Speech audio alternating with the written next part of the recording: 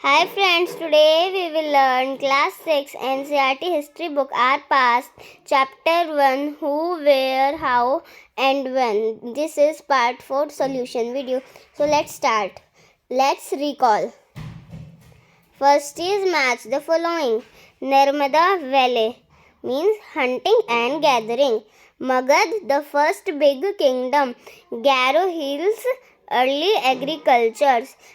Indus and its tributaries, the first cities. Ganga Valley, cities about 2500 years ago.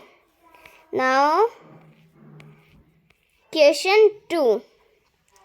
List one major difference between manuscripts and inscription. इस question में ये पूछा गया कि जो मतलब मैन्यूस्क्रिप्ट और इंस्क्रिप्शन है उनके बीच में कोई भी एक डिफरेंस बताना. Answer. One major difference between manuscripts and inscription is that manuscripts are written on bark of trees whereas inscription are written on hard surface such as stone or metal. ये जो एक मेजर डिफरेंस है manuscript और inscriptions के बीच, वो ये है कि जो मैन्यूस्क्रिप्ट्स हैं वो ट्री की बार्क पे या फिर पाल्म ट्री की लीव्स पे लिखे जाते हैं और इंस्क्रिप्शन किसी हार्ड सरफेस पे लिखे जाते हैं जैसे कि स्टोन या फिर metal. Now let's discuss. Question 3. Return to Rashida question. Can you think of some answer to it. चलो हम एक बार रशीदा के क्वेश्चन पे वापस जाते हैं. आपको उसका आंसर मिला तो answer Rashida question. How anyone can know what has happened 100 year ago.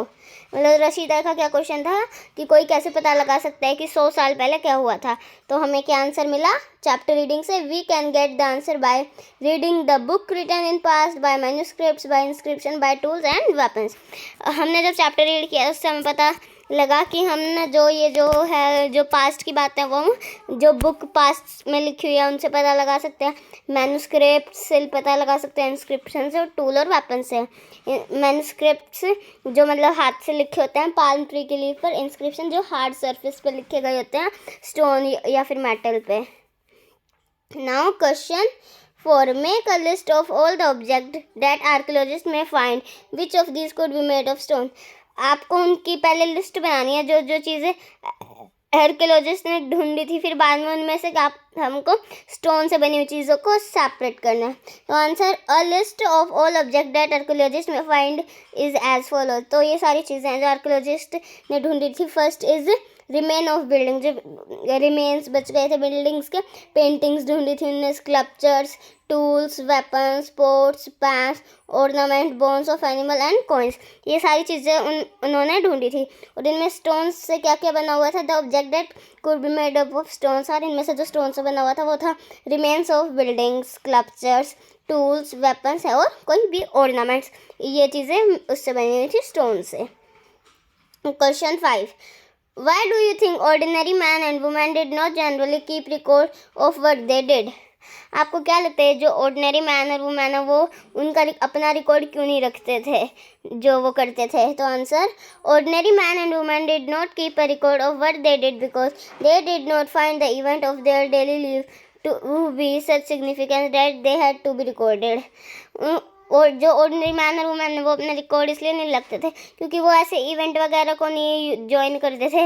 मतलब उनके पास कुछ ऐसा था ही नहीं कि वो जिसको रिकॉर्ड करे. और एक रीज़न ये था कि more ever hiring a person to keep a record of daily event was an expensive proposition on the.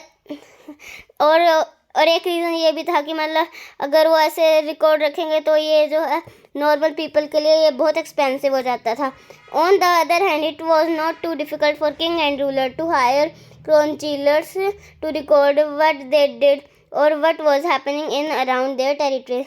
और जो दूसरी साइड किंग और रूलर्स वगैरह है वो अपना रिकॉर्ड इसलिए रखते थे क्योंकि उनके लिए ये इतना एक्सपेंसिव नहीं था उनका रिकॉर्ड रखना कि वो क्या करते हैं और उनके जो टेरिटरी में क्या अराउंड क्या हो रहा है. Moreover, they thought that the recording of event was an important way of recording history and letting it pass on the succeeding generation.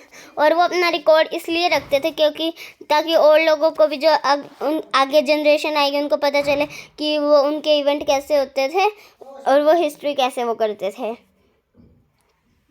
Question 6. Describe at least 2 ways in which you think the life of king would have been different from those of farmer. इसमें आपको मतलब ना कोई 2 तरीके बताना है जो आपको बताते हैं कि किंग जो वगैरह होते हैं जो वो फार्मर से अलग कैसे थे.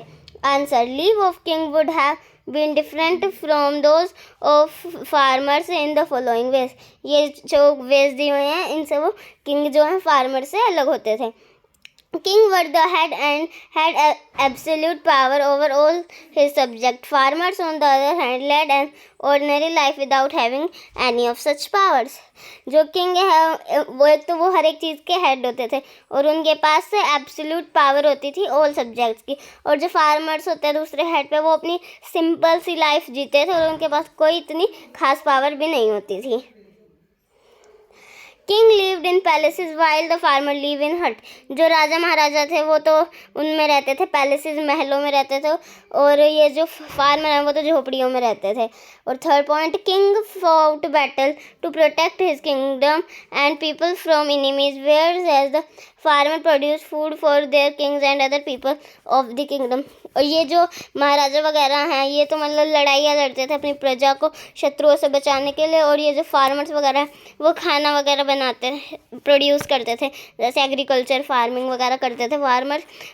और वो किस के लिए करते थे? अपने किंग्स के लिए और जो राज्य में और लोग हैं. सो इन our part 5 we will do its very short type question answers. So if our solution is done, so if you like this video, please like it, share it, comment it, and don't forget to subscribe it.